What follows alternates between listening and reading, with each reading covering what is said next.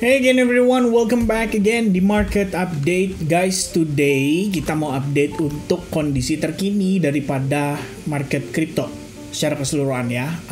Bringing a new format ya buat teman-teman sekalian terkait dengan kondisi update terkini. Jadi nanti saya mau bahas sama teman-teman seputar sentimen yang kira-kira bisa jadi hot ya, hot sektor yang bisa dimainkan ya, probably di kondisi saat ini. Dan obviously kita mau bedah juga soal NFP ya, gimana impactnya NFP terhadap market secara keseluruhan ya. Pada malam hari ini nanti akan dirilis data NFP jam 20.30. Oke, untuk itu kita akan mulai dari Bitcoin-nya dulu ya, gambaran majornya seperti apa, baru nanti kita ngomongin soal naratif-naratif yang hotnya itu teman-teman sekalian. Alright, so the first one yang saya pengen bedah sama teman-teman adalah current condition in Bitcoin. Kita ngelihat Bitcoin konsolidasi dalam beberapa hari terakhir cenderung turun, tapi ya bertahan di situ-situ aja. Ya masih nggak lewat kok dari box biru yang saya gambarin ke teman-teman sekitar update kemarin. Makanya semalam saya sebenarnya pengen update ya Bitcoin sama teman-teman. Tapi kayak, aduh Bitcoin di sini-sini aja gitu kan, boring banget gitu. Sehingga saya putuskan, oke, I'm gonna skip ya. Dan besok aja baru update teman-teman sekalian. And ya maksudnya yang dimaksud besoknya itu adalah hari ini. Kalau di jamnya saya kayak gitu guys ya. Jadi kalau kita lihat kondisi progress daripada market sejauh ini, kita bisa katakan kalau market tuh still okay gitu ya, still steady. Memang ada outflow, tapi dari Fidelity sekitar 103 juta dolar dan Grayscale seperti biasa ya, selalu ada aja ya kadang-kadang buangan dari mereka. Dan totalnya 140 juta keluar gitu. Tapi kalau kita lihat secara keseluruhan, ini kan angka masih di 40,5 miliar dolar. Somehow tetap lebih tinggi dong daripada 2-3 minggu yang lalu gitu. Artinya ada progres yang tetap baik dan positif dari sisi sentimen institusi. Tapi mereka mau belanja pun, saya rasa memang wajar kalau harganya ditahan ya. Karena yang menurut saya cukup menarik adalah Nasdaq so far still doing well ya. Nasdaq masih positif relatif.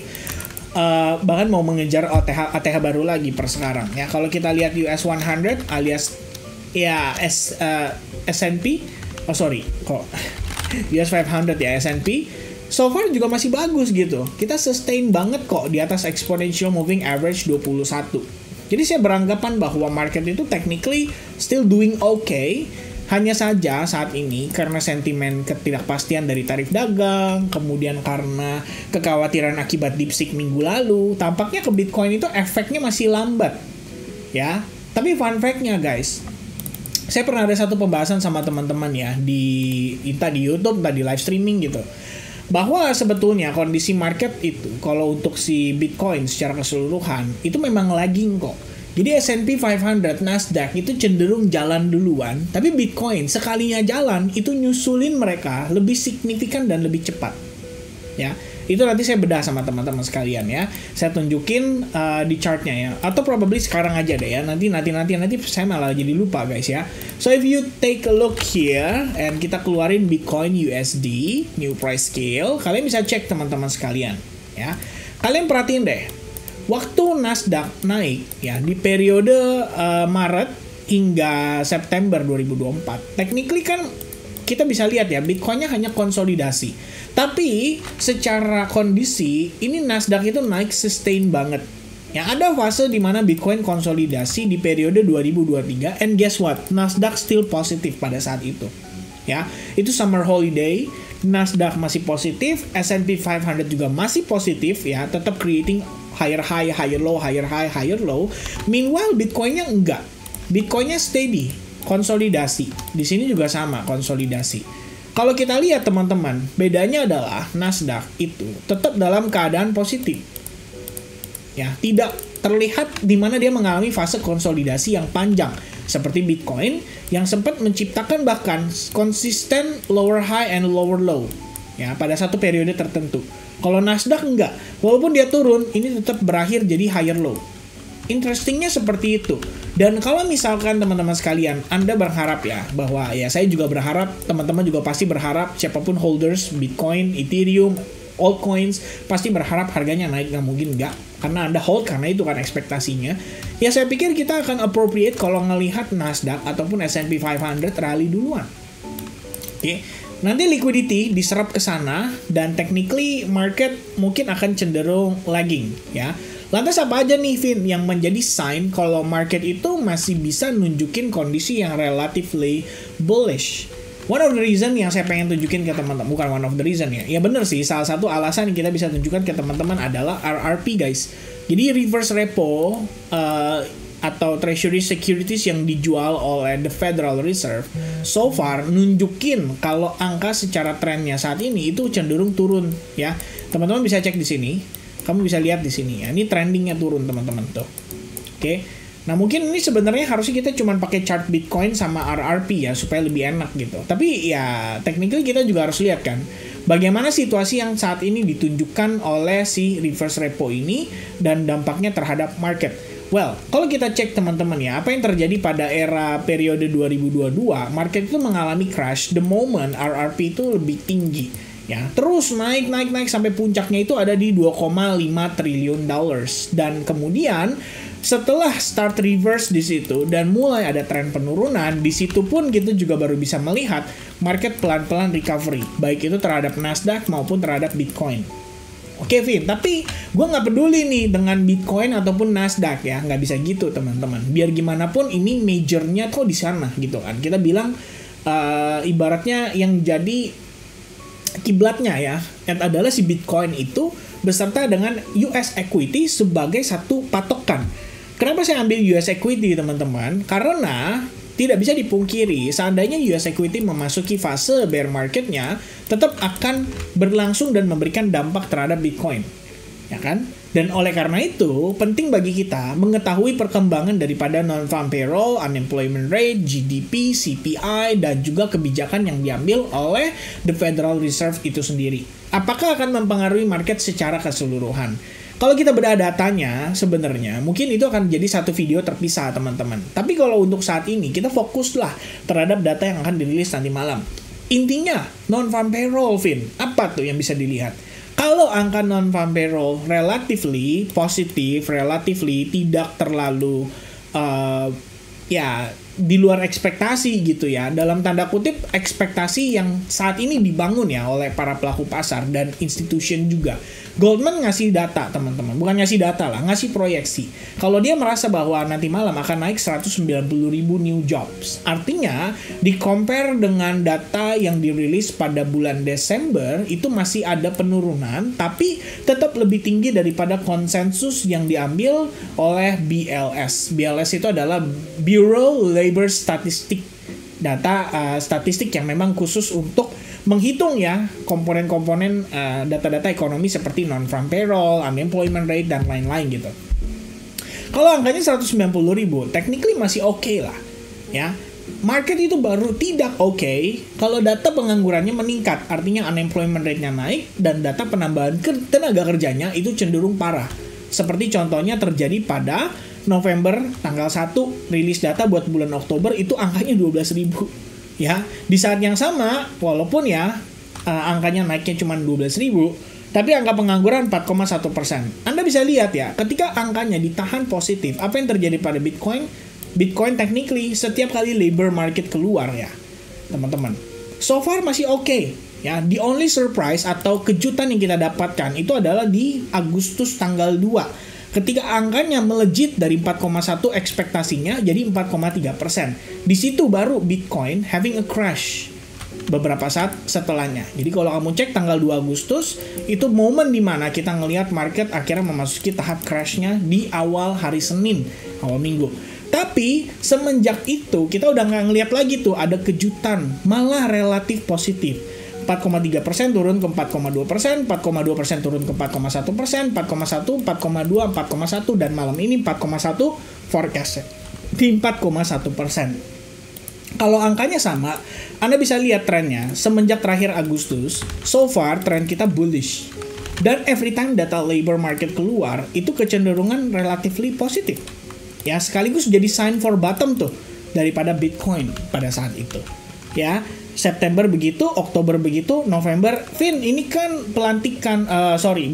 pemilu dan Donald Trump menang. Oke, bener teman-teman sekalian. Tapi still, ini higher low tercipta setelah data labor market juga beberapa hari sebelumnya. Ya, tapi Vin, sentimen positif lah, bla bla bla bla bla. Oke, ya saya terima teman-teman argumennya. Nah, bagaimana dengan Desember? Desember juga sama kok. Ya, per kondisi labor market keluar datanya, kita sempat ngalamin penurunan, but then harga rally kembali hingga $107.858. That's the peak. That's the all time high pada saat itu, and then kita masuk fase koreksinya. And guess what guys, 10 Januari juga sama. Gak lama setelahnya kita ngelihat dia bottoming dan ATH baru. Tapi ntar argumennya, Vin, itu kan pelantikan Donald Trump, sentimen positif dan bla bla bla bla bla. Oh ya benar juga sih ya. Mungkin kali ini teman-teman sekalian ya, kita nggak tahu apakah sentimen yang dari tarif dagang tiba-tiba nanti malam juga berakhir beriringan dengan data NFP. Ya we never know guys. Ingat, Donald Trump kasih pengumuman kebijakan Meksiko dan Kanada itu hari Jumat di minggu lalu. Tepat a moment before market crash di Sabtu Minggu, dan akhirnya Senin kita lihat dia dibanting. Ya kan? So hari ini Jumat, saya nggak tahu akankah Donald Trump berkomunikasi dengan Xi Jinping dan kembali membuat market mengalami uncertainty sepanjang weekend akibat dari solve problemnya between Xi Jinping dan Donald Trump sehubungan dengan tarif dagang.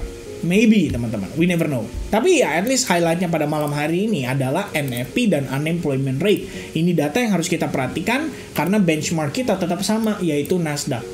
Sehingga kalau misalkan pengangguran atau kondisi perekonomian di Amerika Serikat technically masih dalam keadaan oke, tidak mendekati resesi, dan mungkin the Federal Reserve pertahankan suku bunga juga karena dia lihat memang belum butuh kok yang namanya stimulus, ya santai-santai aja, kita nggak perlu terlalu terburu-buru, tidak perlu terlalu tergesa-gesa karena inflasi juga akan naik gara-gara tarif dagang. So economy I think still okay dan bla bla bla. So Nasdaq harusnya tetap bisa dalam keadaan positif dengan berbagai data yang ada loh. Ya, kalau Anda tahu di BOJ kemarin itu ada kasih statement kalau dia akan naikin rate per kuartal 1 2025, ekspektasinya itu harusnya di angka 1 atau 2%, saya lupa. And it's very very hawkish tone dari BOJ yang sebenarnya bisa mempengaruhi market. Tapi market so far reactionnya itu baik-baik aja. Bahkan setelah DeepSeek yang terjadi minggu lalu, kamu bisa lihat Nasdaq technically masih survive, masih bertahan di atas exponential moving average 21, terlihat seperti tidak terjadi apa-apa. Ya kan? So far it's just part of the volatility, teman-teman sekalian. Itu aja yang saya lihat. Oke? So for now, dengan kondisi yang seperti ini, akan appropriate kalau kita ngelihat Bitcoin mungkin akan catch up dengan Nasdaq 100. So let's say S&P 500 dan Nasdaq creating all time high duluan, and then Bitcoin nggak creating all time high duluan. It's just a room ya, atau kesempatan buat ETF klien tetap bisa melakukan akumulasi. Karena retail akan ngelihat itu sebagai sentimen negatif. Makanya saya bilang kemarin di previous video, kalau para pelaku pasar kripto di Indonesia aja tuh kelihatan banget bapernya. Itu yang di Indo doang. Gimana yang di luar negeri, teman-teman sekalian? Mereka yang selalu dijatuhi dengan berbagai sentimen-sentimen positif ya. Kalau kalian tahu misalnya Virtual Bacon ya. Ini salah satu YouTuber kripto luar yang sangat optimis. Ya, saya juga subscribe. Probably I'm gonna unsubscribe him soon ya. Tapi saya nggak pernah nonton ya teman-teman tuh. Kalau kalian lihat ya, saya cuma nonton sekali-sekali doang. Itu pun udah lama banget ya. So I'm gonna unsubscribe him very soon. Cuma kalau kalian lihat Ethereum ya 2 minggu lalu dia bantu tuh di pom-pom. Ya, Ethereum will pump from now until June. Here's why. And then 14.000 gambarnya. Gimana orang nggak FOMO ya kan? Kalau kalian cek Ethereum so far masih under pressure. Is it good atau is it bad? Nah, ini yang saya pengen bahas sama teman-teman ya. Guys, kalian juga harus tahu cara kerjanya market. Oke. ETF clients itu tetap membanjiri demand loh buat aset-aset tersebut gitu. Makanya kalau saya ini sekalian ya, kita sambil transisi teman-teman. Transisi kemana? Ke Discord saya ya. Saya pengen tunjukin ke teman-teman update terbaru yang saya share ke teman-teman hari ini. Jadi ada beberapa key point, 3 aja key pointnya. Yang pertama adalah ETF harusnya makin hot gara-gara Donald Trump pengajuan ETF namanya Bitcoin Plus ETF. Kedua, SEC lagi ongoing mau proses pengajuan ETF buat Solana, XRP, dan Litecoin. Dan ingat, SEC ya yang megang siapa sekarang? Bukan Gary Gensler, tapi yang megang malah Pro Crypto. So it's supposed to be good teman-teman sekalian. Dan ini jadi potensi untuk liquidity masuk ke altcoins lewat ETF jika di approve. Yang kedua teman-teman, Ondo. launching Ondo Chain. Ini adalah development yang ideal buat real world asset, dan WLFi adalah salah satu yang kemarin membeli Ondo senilai $461.000, memperkuat sentimen bullish terhadap sektor RWA. Dan last one adalah AI Narrative dari Near Protocol yang melakukan injek dana senilai $20 juta untuk project AI agent. So ini bagus teman-teman ya. Macro updates, new sentiment ya so far so good gitu. Walaupun risknya ada. Risknya apa sih? Risknya kalau SEC ya approvalnya di delay, ya kan? Kayak di delay nih, kurang dokumen bla bla bla bla, ya balik ke drama di era 2023, ya kan? Sebelum approvalnya di Januari 2024. Dan ya so far so good gitu. Jadi saya pikir kalau kita ngelihat development yang ada dari sisi itu, ini kan menunjukkan ya kalau klien-klien dari institution itu masih sangat-sangat tertarik ya dengan altcoins, dan justru dengan adanya pengajuan ETF ini technically membangkitkan loh exposure dan juga permintaan nanti untuk sektor altcoins. Cuma pertanyaannya adalah kenapa meme coin ya? Kenapa meme coins? Kenapa maybe not XRP, maybe not Litecoin, maybe not Solana ya? Ya karena dia stable coin, Vin, susah naiknya. Karena dia lambat, Vin, pergerakannya. Oke, yang cepat naik juga cepat turun, ya kan? Ya termasuk altcoins ini tentunya, seperti XRP, Litecoin, dan Solana ya. Probably mereka juga cepat turun gitu. Ya karena cepat naik teman-teman. Tapi setidaknya ada proses pengajuan yang menunjukkan di sini bahwa ada ketertarikan dari sisi investor institusi. Oke. Ya ini kan kalau kita lihat ya pengajuannya dilakukan oleh tadi Wisdom Tree, kemudian ada beberapa aset manajemen lainnya seperti 21 Shares ya, kemudian Bitwise. Ini udah lama teman-teman sekalian ya, mereka pengajuan juga. Dan kalau era sebelumnya kan Gary Gensler, repot teman-teman ya kan, susah, nggak jelas regulasinya. Nah sekarang SEC udah dibikin nih tim gugus tugas sendiri atau satuan tugas sendiri yang memang fokus utamanya untuk seputar crypto regulation. So, ini adalah tahapan-tahapan awal menuju ke arah sana, gitu. Dan kalau buat saya pribadi, ngelihat Ethereum, harganya kayak begini, ini sebenarnya secara environment sangat tepat sekali loh. Dalam arti, mereka yang over speculate dibanting, dihajar liquidity-nya, ya kan? Dan mengalami margin call, liquidation, and bla bla bla. So, they panic selling, they cut everything. Mereka pikir gara-gara Vitalik pacaran bisa mempengaruhi harga. Saya masih bingung teman-teman, apa korelasinya Vitalik pacaran atau Vitalik nanti beristri dan seandainya dia punya anak, dia fokus punya anak terhadap harga Ethereum. Ya, saya masih gak masuk di akal saya kadang-kadang ya kalau misalkan kita ngomongin soal Vitaliknya gitu. All I know is the institution client, they're still buying gitu loh. Mereka masih interested dan probably ngelakuin akumulasi pelan-pelan. Kenapa? Karena mereka nggak mau harganya lari. Kalau harganya lari, average price yang bagus mereka nggak dapetin lagi, ya obviously bakal susah bagi mereka. Ya kan? Jadi, saya punya perumpamaan yang saya sering pakai ya sama teman-teman sekalian. Anda tahu istilah kota mandiri? Ya, misalnya ada sebuah developer, kontraktor terkenal, mereka mau bikin, mereka punya visi ya, atau karena mereka punya tanah gitu, mereka beli tanah luas banget di daerah mana, dan gimana kalau kita bikin kota mandiri gitu, visinya bagus teman-teman sekalian ya, mau dibikin apartemen, dibikin perumahan, dibikin shopping mall, dibikin hospital, dibikin schools, dibikin park, dan lain sebagainya. So mereka interested untuk develop itu dengan aset yang mereka punya saat ini berupa tanah kosong. Ya, kalau tanah kosong mereka jual dalam bentuk tanah kosong, apakah ada kenaikan capital yang signifikan? Pasti enggak. Sehingga apa yang mereka butuhkan, mereka develop dulu, mereka keluarin duit dulu. Ayo kita develop project dulu, ayo kita pitching sana sini, cari partnership, ya, cari kira-kira shopping mall yang mau kerjasama, cari hospital yang mau kerjasama. Ayo kita bawa mereka ke sini, kita bantu pendanaannya juga dalam proses pembangunan gedung dan bla bla bla. And saat 5 tahun lagi ini jadi kota mandiri, baru kita pelan-pelan pasarkan, ya kan? Mungkin di tahun ketiga, keempat udah mulai dipasarkan. Nah, kalau konteksnya kripto, itu udah momen dimana kita punya white paper, kita punya project, kita punya idea bahwa ini bagus, bla bla bla bla bla bla bla bla, and then kita tawarin tuh visi-visi, ya. Lu mau nggak project di invest gue? Invest di project gue gitu kan. Masih baru tahap awal teman-teman sekalian. Ya, visi itu invest dan mereka ngelihat projectnya in the long run atau in the medium term gitu. Dan mungkin nunggu. Kenapa banyak orang ya mengatakan, saya pun mengatakan hal yang sama dalam tanda kutip, tunggu Ethereum breakout.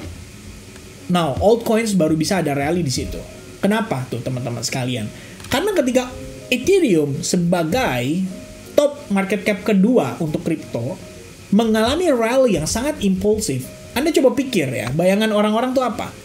Atau bayangan dari altcoins itu apa? Ya, visi-visi yang invest di altcoins itu kayak gimana?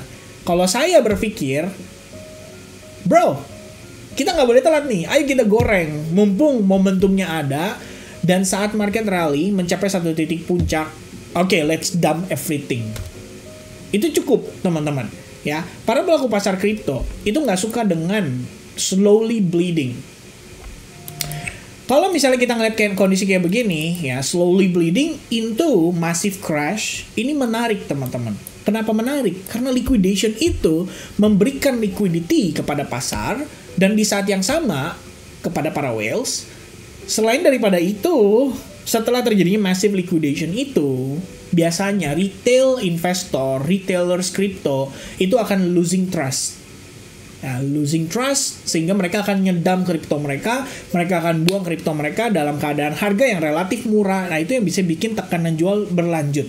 Tapi kalau kita lihat teman-teman, per kondisi market di dump sebegitu signifikannya, itu kan biasanya diakibatkan oleh liquidation event. Ya, liquidation event yang kamu bisa cek di liquidation heat map atau liquidation map gitu kan. Kamu tinggal pelajarin aja dan kamu cari tahu, misalkan di sini kita cek untuk Ethereum dan kita ngelihat dalam 30 hari terakhir. Nah, ini liquidation event yang dihajar ya oleh para exchange atau the so-called bandar yang kalian biasa sering bilang seperti itu.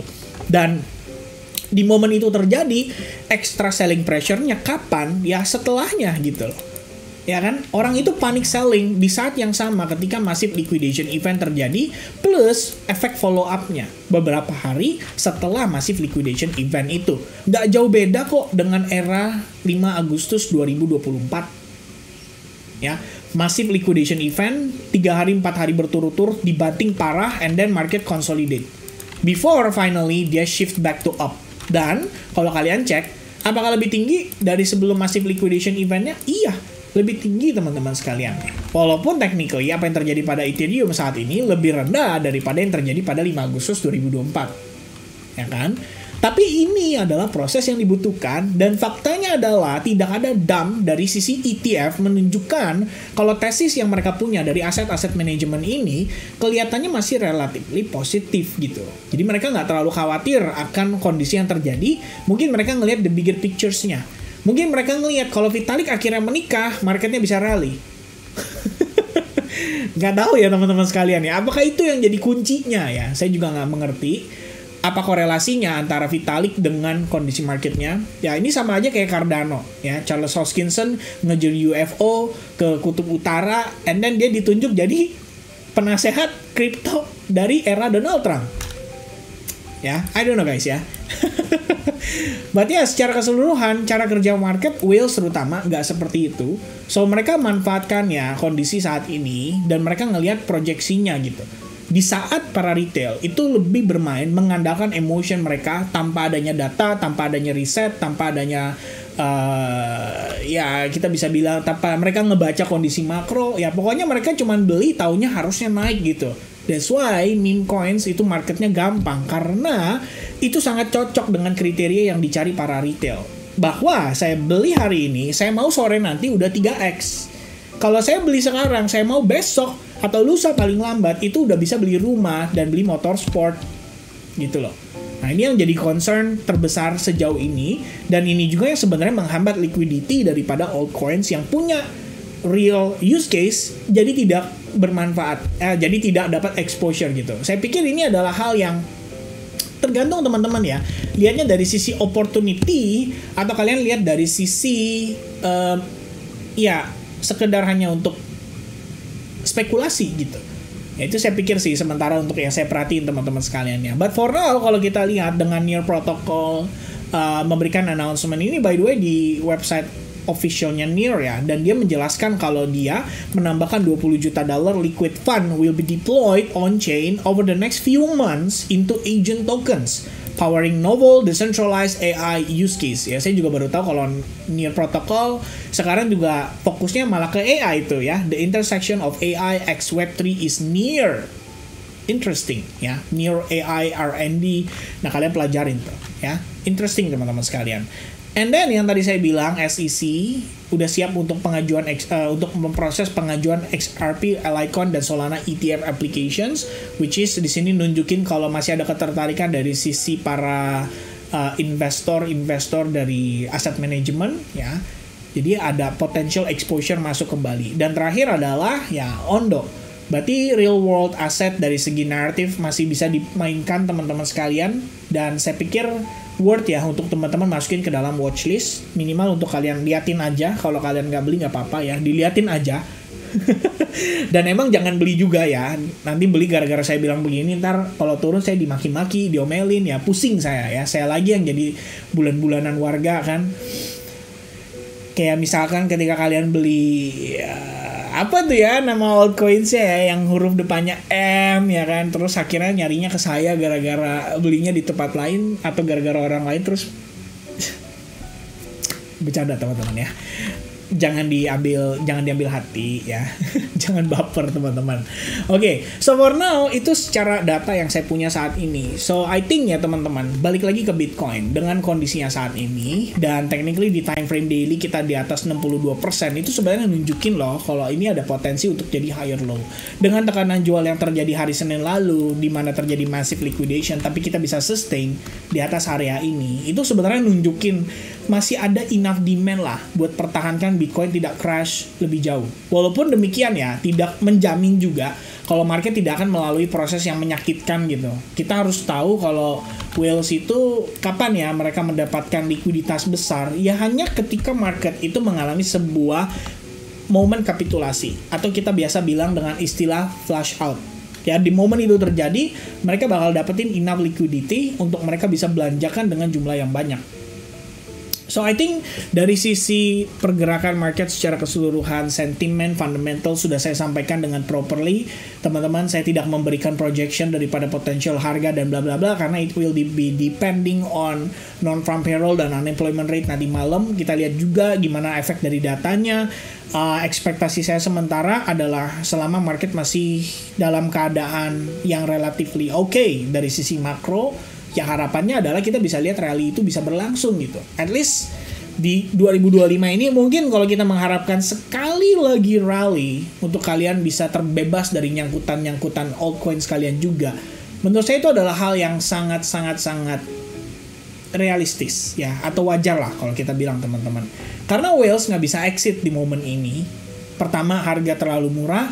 Kedua, all retails selling. Kenapa bisa bilang kayak gitu, Vin? Ya, Anda bisa lihat lah altcoins yang dibanting turun sejauh ini itu udah menurut saya udah sebagai dampak dari retail juga yang panic selling gitu loh. Mereka yang juga sell terus-menerus ya mengikuti tren yang berlangsung. Technically mereka didasari oleh fear, yaitu yang membuat akhirnya para pelaku pasar, kita bisa bilang secara majority ya, pastinya ngedam harga-harga di altcoin, ngedam barang-barang di altcoins ini. Itu yang bikin market kena selling pressure saya rasa sejauh ini. Oke, so dengan fear tersebut kita tutup ya webinar ya, live session aja. Saya diingetin teman-teman buat ngadain live session buat teman-teman di YouTube ya. Ya we're gonna do it on the weekend ya, besok teman-teman, or lusa ya paling lambat. So anyway guys, God bless to everyone ya, God bless to all of you. Have a nice weekend, santai-santai dulu.